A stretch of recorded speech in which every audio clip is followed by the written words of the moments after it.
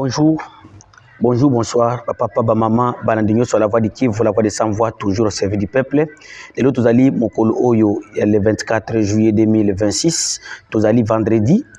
Token de Kolobashir, la situation sécuritaire Oyo Ezoko s'aggrave toujours dans les hauts et moyens plateaux du territoire de Fizouvira et Mwenga.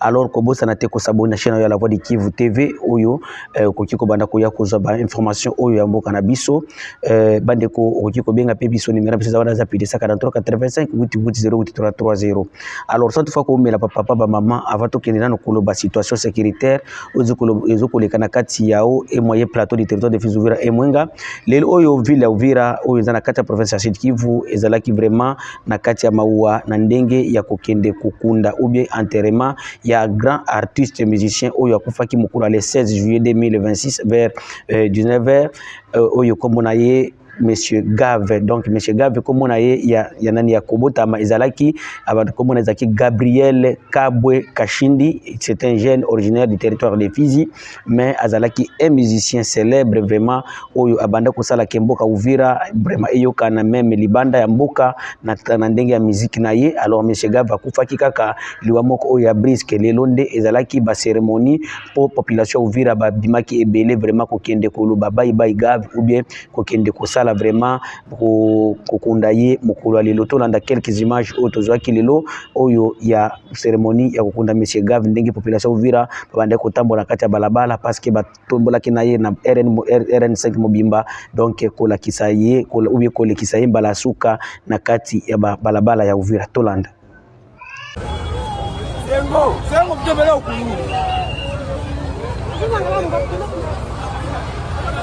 Kavie, kufa ni kufa. Haina maana yoyote. Haina maana yoyote. Asiana katoka sina kwa msalaba.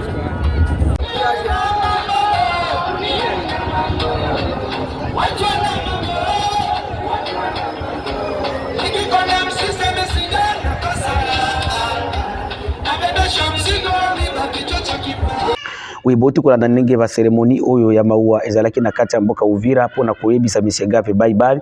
Alors bande ko tutikali toujours na kati ya mboka ya Uvira lelo oyo bande ko ba chauffeur oyo ya ba taxi ba chauffeur que ce soit des motards même ba chauffeur oyo ya ba bajaji ou ba tricycle bango pe bazoko lela oyo ko tinda ba plaidoyer na bango vis-à-vis na situation oyo ezali na kati ya mboka Uvira. Même la société civile d'Uvira ba uti ko sala réunion pona ko bengisa kino le mokolo ya lendi oyo il faut que la population Uvira ait organisé marche monene koboya et loko ba autorité provinciale bazoko sala. Alors qu'est-ce que les autorités provinciales bazo sala mikolo yo bandeko na ndenge boyebi bazana kanani ba autorité ou bien assurance ou bien ba oyo batuni mikanda bato ya recette ya province bazana kati ya balabala pona kotuna recette ou bien kotuna mikanda epa ya mituka ba moto na ba bajaji pona kotuna mikanda ya nani oyo esengeli bafuta ya l'état.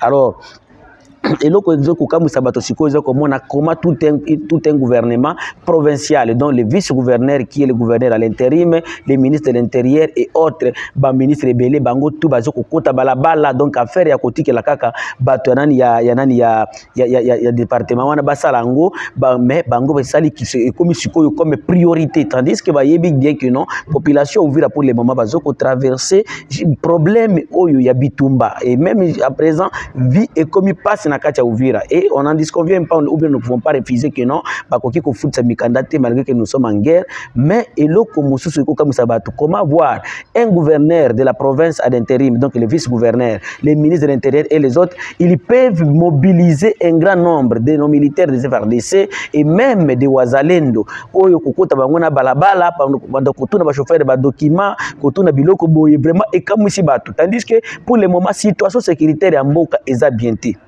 situation sécuritaire en Mboka eza bien té jusque mukolo a lobby le maire de la ville ya Uvira auti ko alerter kutu oyo akomona ikiza mwatu auti ko alerter sur la situation actuelle ya Mboka Uvira auti kutu na kopekisa keno babar ou be activité nyonso oyo ekokisala makana butu esala mate mikolo oyo pona kotala keno sécurité ya Mboka eza bien té mais eloko akokamwa oleke bazwa ba soda oyo bakoki kokende komata bangomba po ba sécuriser ville ya Uvira bakozi na biso bango bazokozwa ba soda wana kokende kutengo na balabala bazalendo une question que nous posons, ce qui est le chauffeur, si on a kacha balabala, à répondre yo mokonzi mabe, à répondre yo mabe, parce que boyebi que moi eza makasi, poussière eza makasi. Alors nani le chauffeur wana à répondre yo mabe, et puis sodana wana oyo muzalendo oyo memaki wana abeti chauffeur wana masasa kufi. Nani akoza na responsabilité wana? Toyebi biso nyonso comportement bazalendo, comportement ba militaire na biso, mutu moko aza mupaya te. Mais bozo ko mobiliser et puis boyebi que non situation ya mboka eza bien te. Et comment expliquer boko ki kolongola basoda oyo bazalendo oyo basengeli bakende na ba front nde baya ko sala makamba kotuna ba papier na kati ya balabala. Est-ce que mebeko ya mboka elobi bongo oyo wana toyebi biso nyonso keze eza musala ya pêcheur. Police ya circulation routière nde esengeli esala musala wana. Maire de la ville lobby le 23 autaki ko signer mukanda et komami boy République démocratique du Congo, province du Sud Kivu, ville d'Uvira, communiqué officiel numéro 401-C061 ville d'Uvira 07 2026. Le maire d'Uvira, pasteur Kizamouato, informe à la population d'Uvira que, compte tenu de la situation sécuritaire qui prévaut dans la ville ces derniers temps, a daté ce jour jusqu'à nouvel ordre toutes les activités socio-économiques, bars, boîtes de nuit, restaurants, taxis, motos, bajaj, véhicules, veillées nocturnes, kermesse, les éditions doivent être arrêtées à 0 heure, pile, donc à minuit. Donc à minuit, dépasser ces heures, dépasser ces heures, les récalcitrants subiront la rigueur de la loi. Il y a ordre fait à Uvira le 23 juillet 2026. Maire d'Uvira, Kizamouato, directeur. Alors, il faut qu'on mette d'abord. La ville, la situation sécuritaire n'est pas bonne.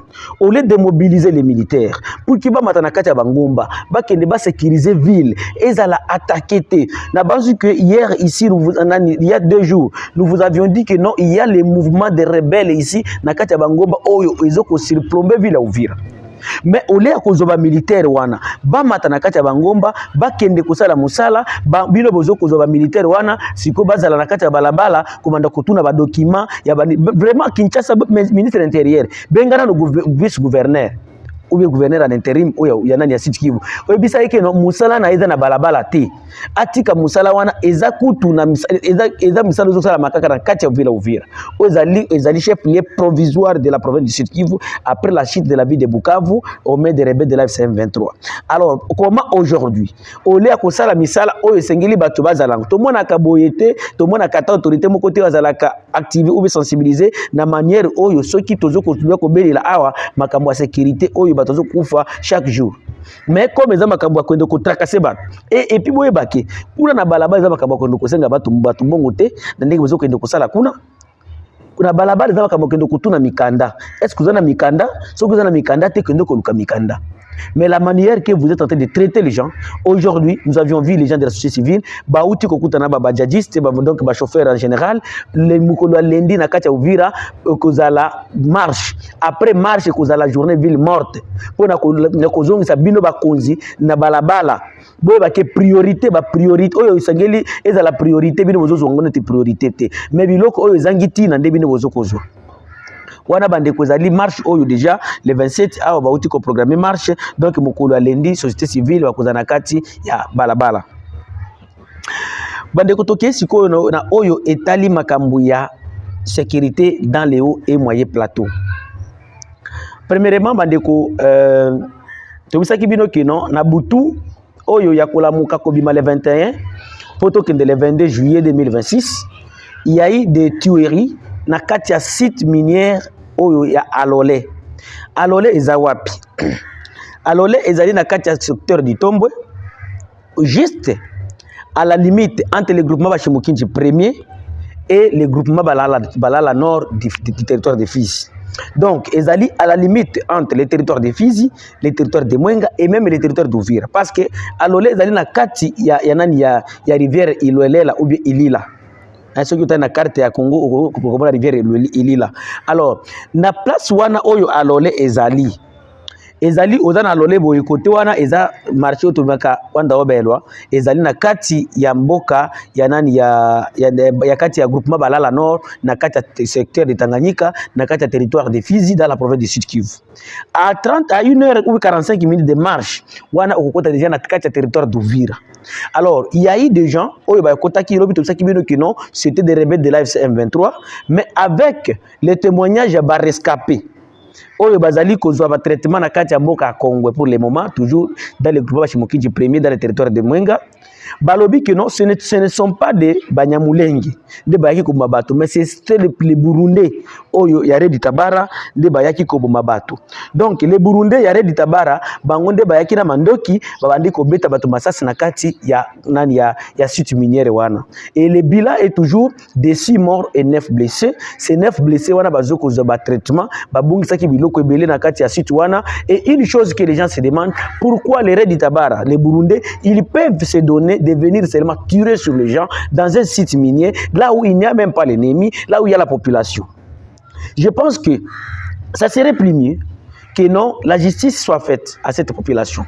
Parce que malgré la guerre, les gens aussi ne doivent pas rester seulement dans la maison comme ça, sans qu'il y ait de là-bas na bango. Bientôt, à la rentrée scolaire, boyebi ke ba au plateau, il faut qu'il y ait un moins or wana pour vivre. Wadeza ba vite kola nango et puis mikolo oyo boye ya nani ya ba congé mwana nyonso ya au plateau même na kata territoire de Fizi donc ba territoire de Fizi Mwenga Shabunda pour le moment ba élèves nyonso bazana kati ya ba carré minier pona kokende koluka mbongo oyo eko permettre bango ba fungola classe malamu na septembre mais bino boye kobeta kaka bato. Alors nous demandons que la justice soit faite et que les enquêtes indépendantes et ça la mapona makambo oyo et batuko yako bumaba civil oyo bazana mundu kité bazana nini té koya ko entourer bango na butu wana ezali massacre. Vous ne pouvez pas accepter que au massacre ka bato boye bato Yare di Tabara. Et vous savez que ici nous ne sommes pas au Burundi, vous devez aller faire votre rébellion au Burundi, pas ici au Congo. Hein? Alors vous devez respecter les Congolais, vous devez respecter les civils. Si vous combattez ou si vous êtes vers la guerre, allez-y. Il y a ces gens qui ont des armes là-bas. Il y a ces gens qui ont des armes. Ils ont des armes. Ils ont des la population. Non, il ne faut pas accepter comme ça. Et à ce qui concerne les problèmes du haut plateau, mes très chers frères, mes chers compatriotes, vous voyez que Debunagana, jusqu'aujourd'hui, on est angolais ici au point zéro à Kipupu. Gouvernement n'a biso jamais ezwaka et assima responsabilité na bangote. Jamais. Il y a des gens dans ces pays, bakanga bango, baboma bango, bapekisa bango, misala na bango, po balobate ke no goma ikwei. Tout le monde a kabande kona biso ba Christian Bosembe. C'est ça qu'à Kinshasa. Oh boye, ceux qui ont le bika kagoma et kwei, bakokanga yo, ceux qui ont le biboye, okosala boye. Mais il voulait que to bomba vérité. Ils allaient te montrer zo kopela, mais yo zo yana matiti oyo kauka que non oko zipa moto wana. Même si ma petite za ko kauka te, yeba ke moto wana ekobima kaka. Alors, les avancées hier, la population de Kipupu, c'était à 15h. Ils ont été surpris par l'entrée encore des militaires de l'AFC M23 par 2 voies. Comme vous le savez, c'est depuis le 6 juillet, plutôt, oui, que les militaires de FARDC ont abandonné Mboka ou cité à Kipupu. Alors, hier, les militaires de M23, ils sont venus réoccuper encore la cité de Kipupu. Ils sont venus sur 2 axes. Bayaki Nanzela Oyo, il y a Tulambo, bamususu walikaki nzela oyo ya Luemba, donc waki na balabala oyo ya Mikenge. Et c'est pourquoi je vous ai toujours dit, méfiez-vous déjà qui vous trompe. Tozana Mikenge, tozana Boye, Bandeko. Dans les hauts plateaux, tozo contrôler ta place mon côté souté. À ta place mon côté. Alors, tango bakotaki, lelo oyo, mukolo ya vendredi, les M23 bazali na SCE de Esika Bazali. Donc bato bako bakimi ebele kuna bakeiti bachika nde kita bato akimeli kuna bakoti na kati ya banzamba oyo ya Grand Forêt soki okei na Google okoma réserve d'Itombwe basa langu parc réserve d'Itombo okukuta kuna nde bato bakimeli mais à Kipupu il y a des civils oyo batikali na kati ya mboka ya Kipupu bazoko bakimakite. Alors pourquoi dans le but que notre gouvernement na biso ezoko asime nani na bangote? Jusqu'à présent, la population est délaissée. Aucune assistance de la part du gouvernement congolais. Aujourd'hui, vous criez, oh, il y a des drones, l'inventeur des drones. Est-ce qu'il est entre le rebelle de l'F-23 et le gouvernement? Donc, gouvernement na biso zakana ba bongo ya kokende ko organiser to kende kana coupe du monde to kende ka boye ba aventure o boye même bongo ya koloba que non to somba ba drone oyo ko faire face na ba rebelle bino bozana ngoti bomiza ba mbongo awa ba 4 millions ba 5 millions pona ko ngaka ka journaliste comme Pierrot Luara oyo akozwa Pierrot Luara akozwa 4 millions bo pesa biso ba 4 millions wana to kende to somba ba munitions. Yango, tozoko kamwa lelo. Avec l'avancée des rebelles aujourd'hui, donc ils sont tentés de conquérir les territoires. Mais à Kinshasa, il y a des aventuriers. Toujours non, nous irons au dialogue sans M23 et le gouvernement et M. Kabila. Namoni, c'est comme si le gouvernement congolais a déjà sacrifié le peuple ya Kivu ou bien population est. Parce que vous ne pouvez pas Kotika va souffrir, aide à mon côté, même les Wazalendo qui sont sur les lignes de front, ils n'ont même pas de munitions, ils n'ont même pas à manger, mais vous êtes là en train de dire que non, nous ne pouvons pas dialoguer avec tel. Si vous ne pouvez pas dialoguer avec lui, vous mettez qu'à si la population vivre bien. Ou bien vous ne pouvez pas dialoguer avec eux parce que vous êtes en sécurité à Kinshasa. C'est pas la base que l'autorité n'a biso, que ce soit les ministres, besoin de la population na bino penza. Donc bino beaucoup cause la pré que le bako sacrifier population nyoso oyo pour voter kaka ba ministre. Boye baboye. Situation na kati ya au plateau est tellement préoccupante. Mais silence radio à Kinshasa, personne n'en parle. Et de mon côté, aucun groupe, même des 2 militaires ou 3 militaires de nos forces armées, ont déjà mobilisé que le Bakeba Mataba qui devait la Kipoup. Il peut passer de Douvira jusqu'à Kipoup pour sécuriser Mboka. Mais si la population orphelée, bino pe population bino pe. Bozo mona mutazo ya tiki bino, atiki kaka bino kaka botikala. Akei. Mais azoko ko sabino par téléphone et puis ozoko bimayi, ozoko ndimayi. Est-ce que vous ne voyez pas que nous aussi mettons la biso ça la bienté? Atiki kaka biso dans le but bien le gouvernement congolais etiki kaka biso boye, etiki kaka. Sans aide, sans nini, sans intervention. Bamboke bandoko koya koya neti banguba. Mais mutuana atko sabiso encore na téléphone et puis to ndimayi. Bandeko nanga to fungula pe mitu. Parce que c'est comme si va servir la mission à la bienté. Lelo oyo tozo comme un dialogue. Oui, il y a un dialogue qui sera organisé dans le président de la République a outa kikuta na basangu ou bien na ba responsable de la confession religieuse parce que bango ke no bokende bo préparer opposition bo bisango ke no bokende ba sala sur manifestation te to ke dialogue. OK. Mais dialogue yango est commis à kosenga.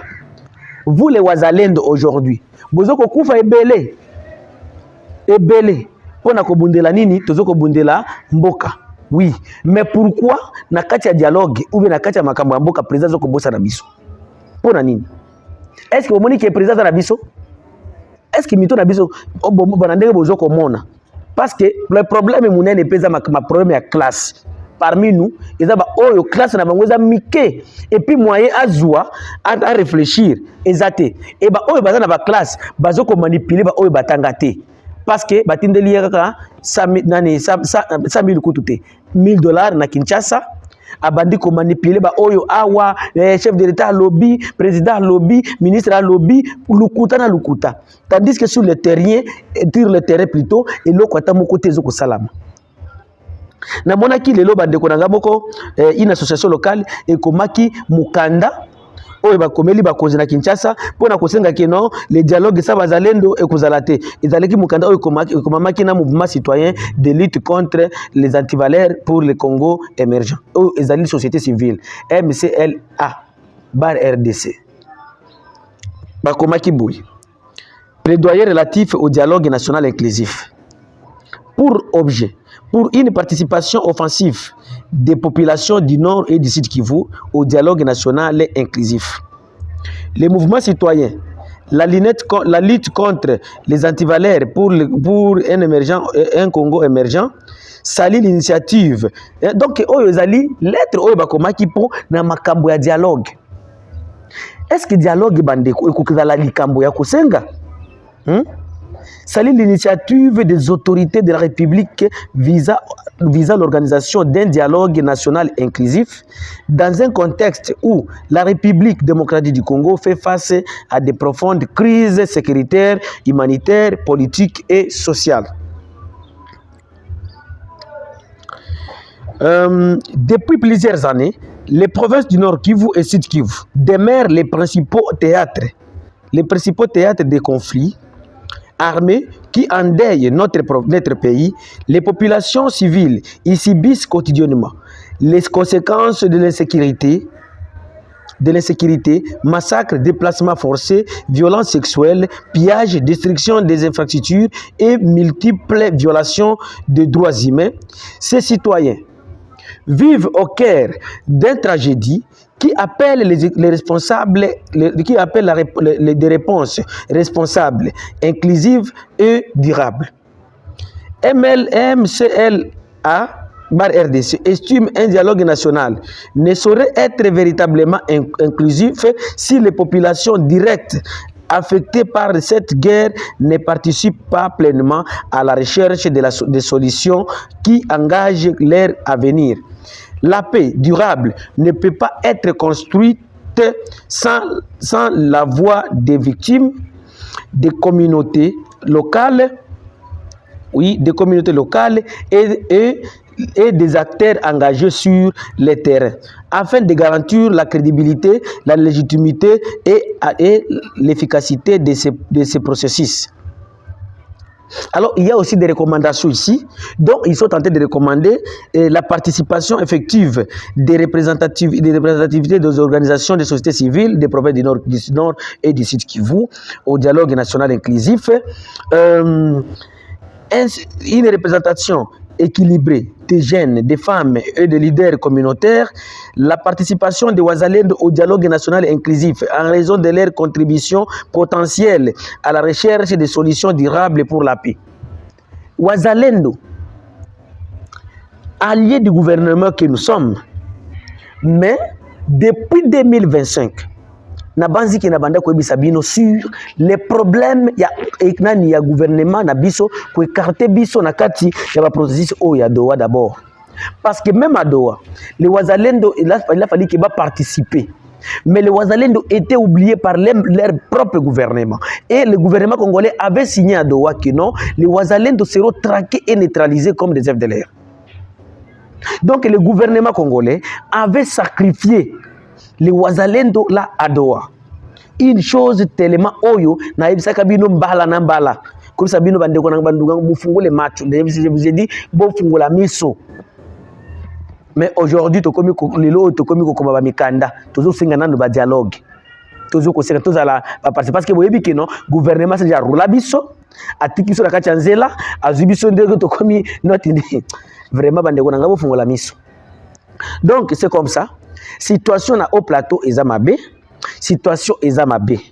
Et j'appelle encore le gouvernement congolais, j'appelle ceux qui ont les pouvoirs de passer à la télé à Kinshasa avec les RDNC et autres, kozala sage na kati mino kona bango.